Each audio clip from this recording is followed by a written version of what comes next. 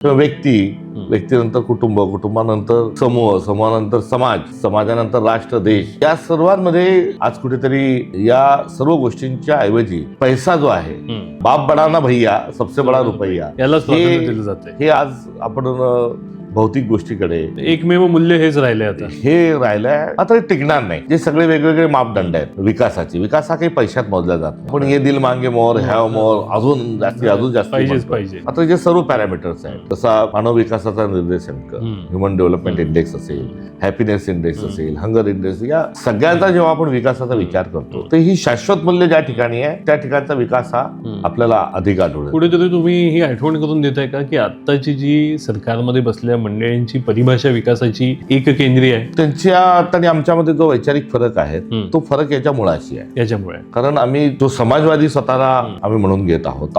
समाजवाद हा काही काँग्रेसचा एकाधिकारी असं नाही, तर हा याला एक मोठी संत परंपरा आहे.